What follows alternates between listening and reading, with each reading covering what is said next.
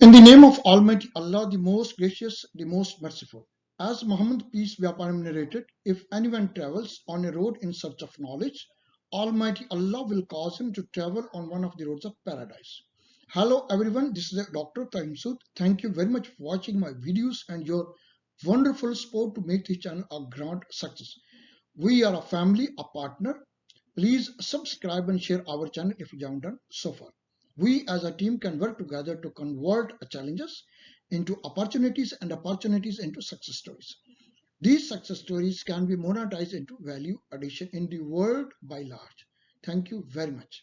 Okay, oil and gas production, exploration, production, upstream, midstream, refining, and petrochemicals.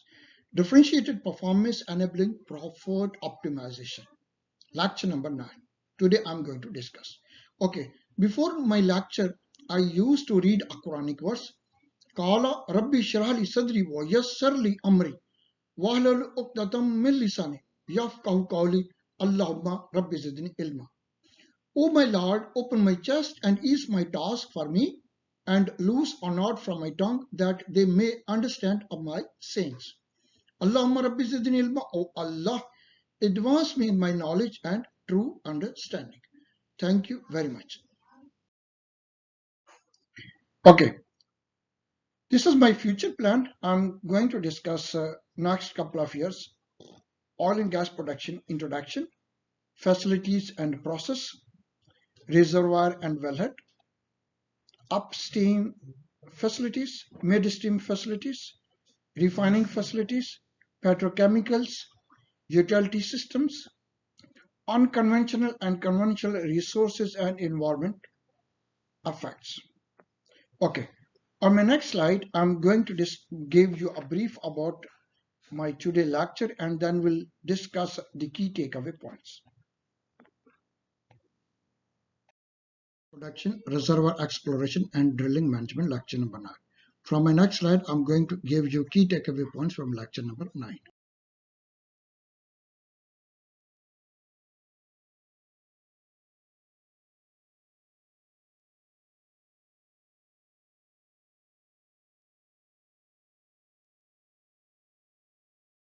These are my key takeaway points from lecture number 9. We will discuss first reservoir management system, exploration, drilling, directional drilling, and well depth.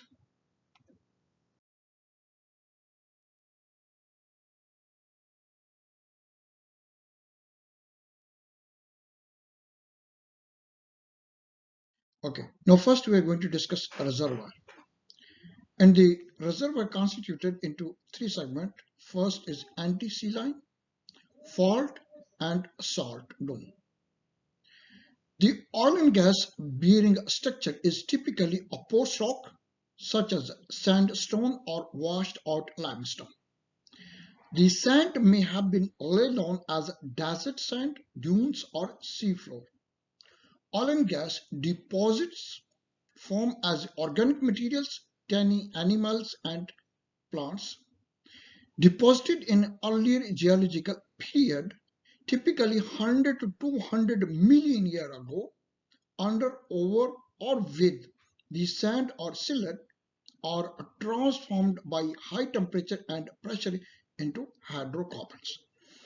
If you can see here, the diagram which demonstrates here first is the antisalines, then a fault, and then salt dome. The red area covered is a gas and green oil, and the other area, as you can see here, the fossil waters in a porous reservoir rock, porous rock, and impermeable rocks. These are three types of rocks which are a part of gas and oil components. Okay. Okay. As we have discussed earlier, reservoir formation. For an oil reservoir to form, a porous rock needs to be covered by a non-porous layer such as salt, shale, chalk, or mud rock that prevent the hydrocarbon from leaking out of the structure. As rock structures become folded and raised as a result of tectonic movement, the hydrocarbons migrate out of the deposits and upward in porous rock and collect in crust under the non-permeable rock, with gas at the top and the oil and fossil water at the bottom. The salt is a thick fluid, and if deposited under the reservoir, it will flow up in heavy rock over millions of years. This process creates a salt domes with a similar reservoir forming effect.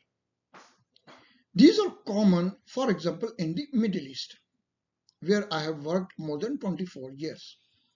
This extraordinary process is ongoing, however, and an oil reservoir matures in the sense that an immature formation may not yet have allowed the hydrocarbons to form and collect.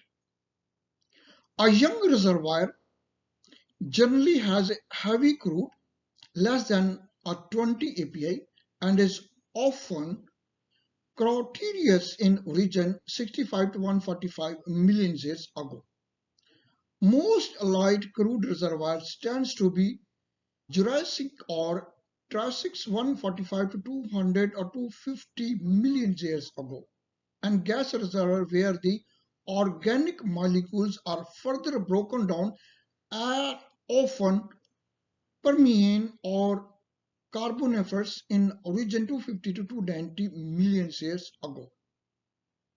In some areas, strong uplift erosions and cracking of the rock above have allowed hydrocarbons to leak out, leaving heavy oil reservoir or tar pool. Some of the world's largest oil deposits are tar sands, where the volatile compounds have evaporated from shallow sandy formation, leaving the huge volume of bitumen-soaked sands.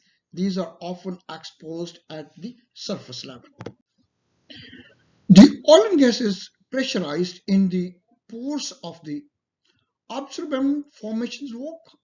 When a well is drilled into the reservoir structure, the hydrostatic formation pressure drives the hydrocarbons out of the rock and up into the well. When the well flows, gas, oil, and waters are extracted, and the levels shift as the reservoir is depleted. The challenge is to plan drilling so that the reservoir utilization can be maximized. Seismic data and advanced 3D visualization models are used to plan extractions. Even so, the average recovery rate is only 40%, leaving 60% of the hydrocarbons trapped in reservoir.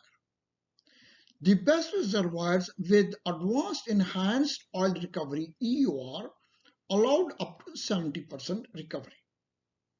Reservoir can be quite complex with manifolds and several layers of hydrocarbons bearing rock above each others, in some areas of more than a ton. Modern wells are drilled with large horizontal offsets to reach different parts of the structure and with multiple completions so that one well can produce from several locations. There is a primary aim to recover maximum remaining 60% oil which is trapped into the rock.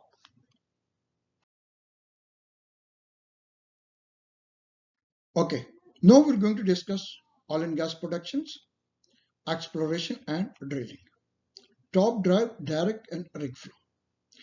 When 3D seismic investigation has been completed, it is time to drill the well. Normally, dedicated drilling rigs either on mobile onshore units or offshore. Floating rigs are used. Larger production platforms may also have their own production drilling equipment. The main component of the drilling rigs are the direct floor or drawworks, drive, and mud handling. Control and power can be hydraulic or electric.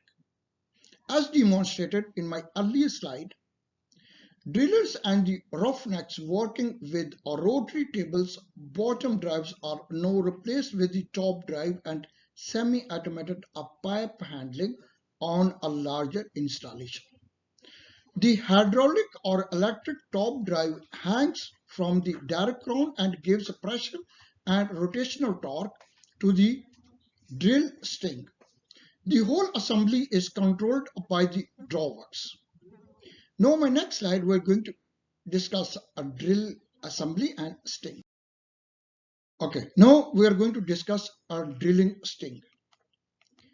Okay, the drilling sting is assembled from a patch segment about 30 meters or 100 feet long, normally with conical inside, threads at one end and outside at the other end. As each 30-meter segment is drilled, the drive is disconnected and a new pipe segment inserted in the sting. A cone bit is used to dig into the rock. Different cones are used for different types of rock and at the different stages of the well. The picture, as you can see here, the roller cones with inserted on the left, other bits are a PDC, a polycrystalline diamond compact on the right, and diamond impregnated as well. As the well is sunk into the ground, the weight of the drill sting increases and might reach 500 meters tons or more for a 3000 meters deep well. The drawwork and the drive must be precisely controlled so as not to overload and break the drill sting or the cone. Typical values are 50 kN kilonewtons force on the bit and the torque of 1 to 1.5 kNm at 40 to 80 rpm for an 8-inch cone. Rate of penetration ROP is very dependent on depth and could be as much as 20 meter per hour for shallow sandstone and dolomite, a chalk, and as low as 1 meter per hour or deep shale rock and granite. Okay. Now we are going to discuss directional drilling. Okay. Directional drilling is intentional deviation of well bore from the vertical. It is often necessary to drill at an angle from the vertical to reach different parts of the formation. Controlled direction drill makes it possible to reach a subsurface area literally remote from the point where the bit enters the earth. It has often involved the use of drill motors driven by mud pressure mounted directly on the cone, mud motor, turbo drill, and dyno drill. Warp stocks are steel casing that bends between the drill pipe and cone or other deflecting rods also used for horizontal wells and multiple completion. Where one well may split into several bores, as well that has selection of more than 80 degrees from the vertical called a horizontal well. Modern wells are drilled with large horizontal offset to reach different parts of the structure and achieve higher production rate. The world record is more than 15 meters. Multiple completion allow productions from several locations. Wells can be of depth from nearly surface to the depth of more than 6,000 meters. Oil and gas are typically formed at 3,000 to 4,000 meter depth, but part of the overlying rock may have since eroded away. The pressure and temperature are generally increased with increasing depth so that the depth wells can have more than 200 degrees Celsius temperature and 90 MPa megapascal pressure or 900 times more than the atmosphere pressure, equivalent to the hydraulic pressure set by the distance to the surface. The weight of the oil in the production sting reduces wellhead pressures. Crude oil has a specific weight 790 to 970 kg per cubic meter for a 3000 meter deep well with 30 MPa. Downhole pressure and normal crude oil at 850 kg per meter cube. Okay, on my next slide, we will further discuss about the drilling process. Okay, as I've discussed earlier, the well depths. Wells can be of any depth from near the surface of the depth of the more than 6,000 meters. Oil and gas are typically formed at 3,000 to 4,000 meter depth, but part of the overlying rock may have since eroded away. The pressure and temperature generally increases with increasing depth, so that the depth wells can have more than 200 degrees Celsius temperature and 90 MPa pressure, that is megapascal, 900 atms atmospheric pressure, equivalent to the hydrostatic pressure set by the distance to the surface. The weight of the oil in the production sting reduces wellhead pressure. Crude oil has a specific weight 790 to 970 kg per cubic meter for a 3000 meter deep well with 30 MPa, 30 megapascal downhole pressure and normally crude oil at 850 kg per meter cube. The wellhead static pressure will only be around 4.5 MPa. During production, the pressure will drop further to resist to flow in the reservoir and well. Okay, the mud enters through the drill pipe, passes through the cone of risers in uncompleted well. Mud serves for several purposes. Okay, oil and gas productions. Mud enters through the drill pipe, passes through the cone and rises in the uncompleted well. Mud serves several purposes.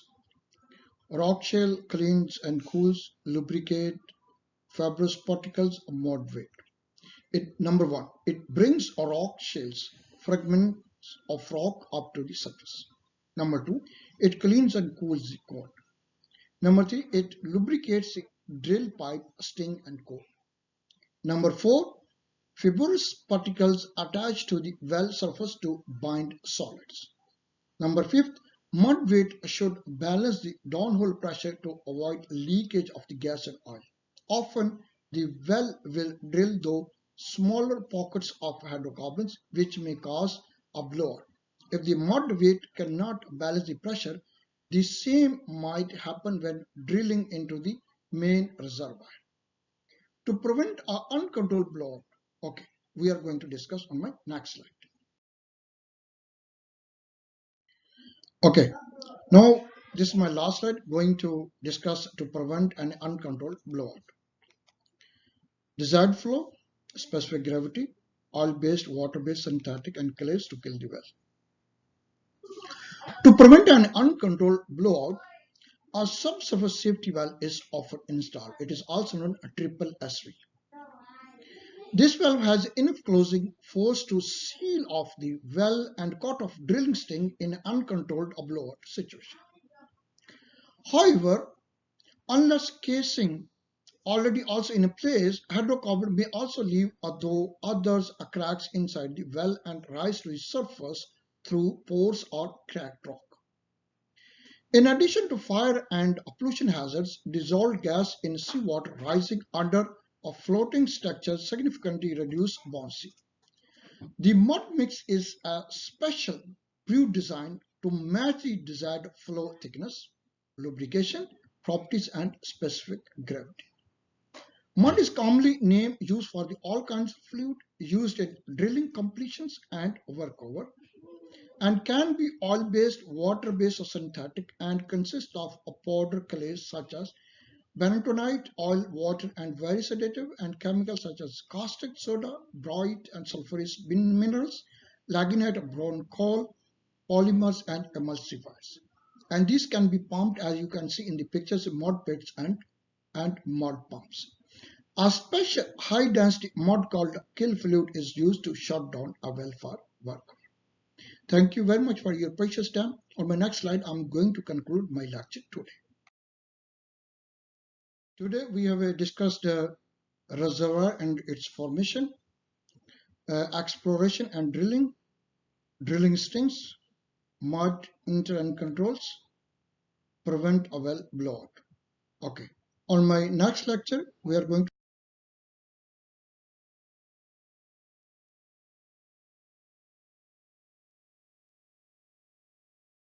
next topic, oil and gas production. First, we will discuss the wells, wells casing, and well completion.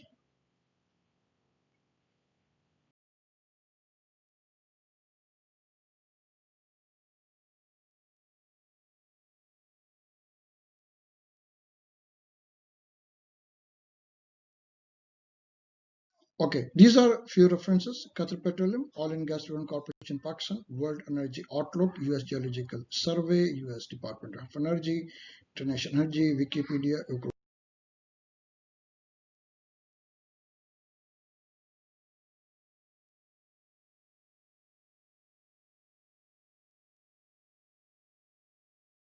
Together, everyone achieve more.